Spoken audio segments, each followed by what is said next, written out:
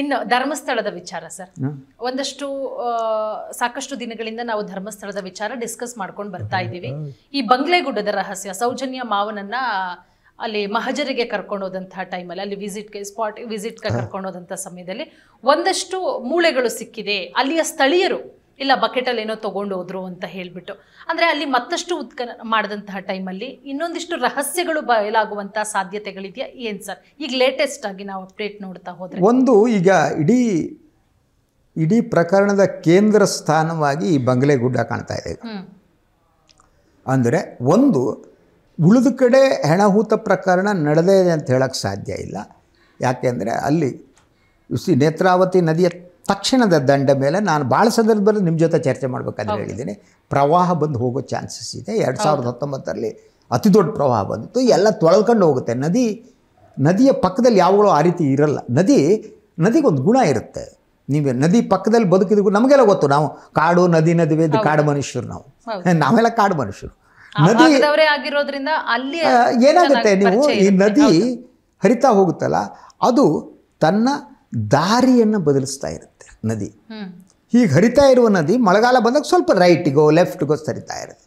ಅದು ಒಂದು ವರ್ಷದಲ್ಲಿ ಆಗುವ ಈ ಕ್ರಿಯೆ ಏನಿದೆ, ಅದು ಏನಾಗುತ್ತೆ, ಈಗ ಅಲ್ಲಿ ಸ್ನಾನಘಟ್ಟದಲ್ಲೆಲ್ಲ ಸ್ವಲ್ಪ ಕಲ್ಲು ಗಿಲ್ಲು ಹಾಕಿ ಇದನ್ನು ಮಾಡಿದ್ದಾರೆ, ನೀವು ಧರ್ಮಸ್ಥಳಕ್ಕೆ ಹೋಗಿ ನೋಡಿದ್ರೆ ಗೊತ್ತು. ಆದ್ದರಿಂದ ಅಲ್ಲಿ ಕೊರೆಯೋದಕ್ಕೆ ಸಾಧ್ಯ ಆಗದರೆ ಪ್ರವಾಹ ಬಂದಾಗ ಅದು ಮೇಲೆ ಹೋಗುತ್ತೆ, ರೈಟ್? ಆ ಮೇಲೆ ಹೋಗಿ ಮೇಲಿನ ಮಣ್ಣಿನ ಪ್ರದೇಶವನ್ನು ತೊಳೆದುಕೊಂಡು ಹೋಗುತ್ತೆ. ಅದು ನದಿಯ ಗುಣ. ಎಲ್ಲವನ್ನು ಒಳಗೊಳ್ತಾ ತಗೊಂಡು ನದಿ ಹರಿತಾ ಸಮುದ್ರಕ್ಕೆ ಹೋಗುತ್ತೆ.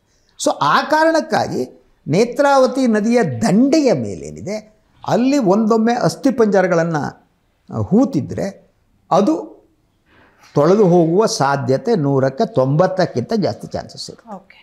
ಆಯಿತಾ? ಅದರ ಜೊತೆಗೆ ಮೊದಲು ಹೇಳಿದಾಗ ಆ ಮಣ್ಣಿನ ಗುಣ ಅಲ್ಲಿ ದಟ್ ಇದು ಅಸ್ಥಿಪಂಜರಗಳು ಕರಗುವ ಚಾನ್ಸಸ್.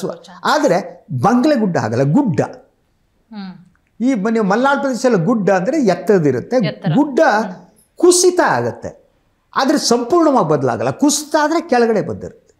ಸೊ ಈ ಗುಡ್ಡ ಸಂಪೂರ್ಣವಾಗಿ ಅಲ್ಲಿ ನೀವು ನೋಡಿದರೆ ಆ ಗುಡ್ಡ ಭೌಗೋಳಿಕವಾಗಿ ಅಷ್ಟು ಬದಲಾಗಿಲ್ಲ, ರೈಟ್?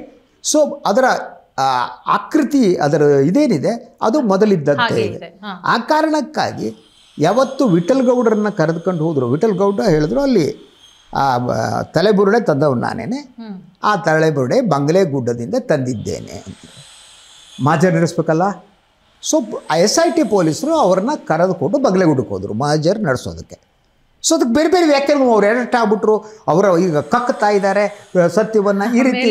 ಸರ್, ಈ ಮೈಸೂರಿನ ಸಾಮಾಜಿಕ ಕಾರ್ಯಕರ್ತರು ಸಿದ್ದರಾಮಯ್ಯ ವಿರುದ್ಧ ಕಂಪ್ಲೇಂಟ್, ಹೌದು, ಸೌಜನ್ಯ ಮಾವನೇ ಸೌಜನ್ಯ ದ್ವೇಷ ಜೀವಿನ ಅಂತ ಜೀವಿ ಅಲ್ಲ, ಸ್ನೇಹ ಜೀವನ ದ್ವೇಷ ಜೀವಿ. ನಾನು ದ್ವೇಷ ಜೀವಿ ಅಂದ ಕಡೆ, ಯಾಕಂದರೆ ಒಂದು ಆ ಮನುಷ್ಯ ಸಿದ್ದರಾಮಯ್ಯವ್ರು ಮಾಡ್ದ, ಇನ್ನೊಂದು ಮಾಡ್ದ, ಅದು ಏನಾಯಿತು ಅಂತ ಗೊತ್ತಿದೆ.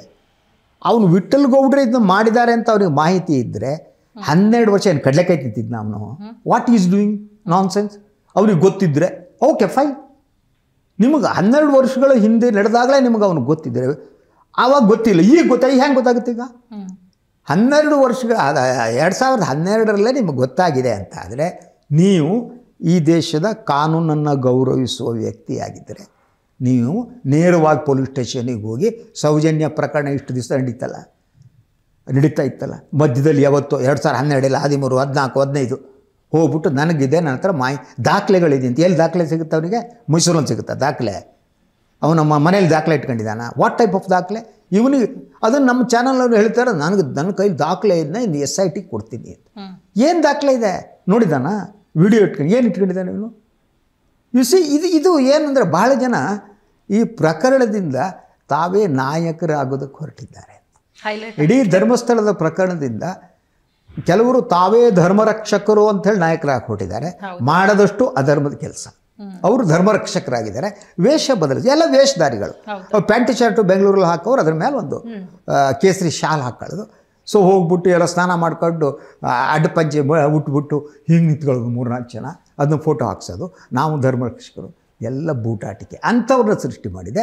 ಅದರ ಜೊತೆಗೆ ಈ ದ್ವೇಷಜೀವಿ ಅಂತವರು, I think he has some problem with his ಇದು.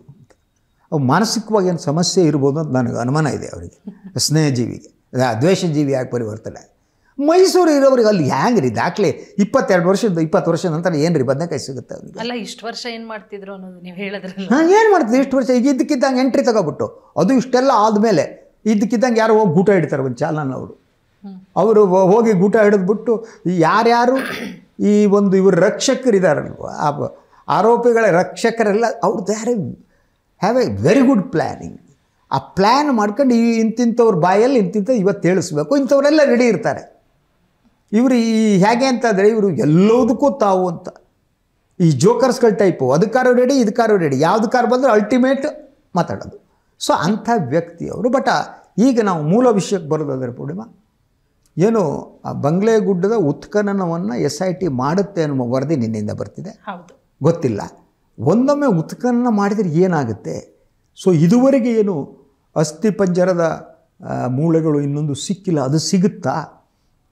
ಅದು ಇಡೀ ಪ್ರಕರಣವನ್ನು ಇನ್ನೊಂದು ಆಯಾಮಕ್ಕೆ ತೆಗೆದುಕೊಂಡು ಹೋಗುತ್ತಾ?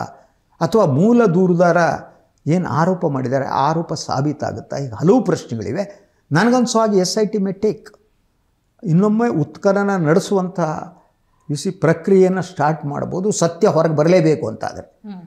ಆಗ ಈಗಾಗಲೇ ಸತ್ಯ ಹೊರಗಡೆ ಬಂದಿದೆ ಅಂಥೇಳಿ ಭೂತ ನರ್ತನ ಮಾಡ್ತಾ ಇದ್ದ ಜನ ಇದಾರಲ್ಲ, ಈಗ ಹಾಗೇ ಹೋಯ್ತು, ಎಲ್ಲ ಆಗೋಯ್ತು, ಜೈ ಜೈ ಅಂದ್ಕೊಂಡು ಓಡಾಡ್ತಿದ್ದಾರಲ್ಲ, ಅವರಿಗೂ ಬಹುದೊಡ್ಡ ಪೆಟ್ಟು ಬೀಳುತ್ತೆ ಅಂತ. ಉತ್ಖನನ ಆದರೆ ಸತ್ಯ ಹೊರಗಡೆ ಬಂದರೆ ಎಲ್ಲರೂ ಬೆತ್ತಲಾಗ್ತಾ ಹೋಗ್ತಾರೆ. ಎವ್ರಿಬಡಿ ಅನುಮಾನನೇ ಬೇಕಾಗಿಲ್ಲ.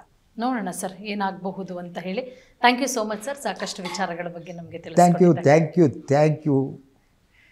ವೀಕ್ಷಕರೇ, ಇದಾಗಿತ್ತು ಈ ಹೊತ್ತಿನ ವಿಶೇಷ ಕಾರ್ಯಕ್ರಮ. ನೋಡ್ತಾ ಇರಿ ಸ್ಪೀಡ್ ನ್ಯೂಸ್ ಕನ್ನಡ.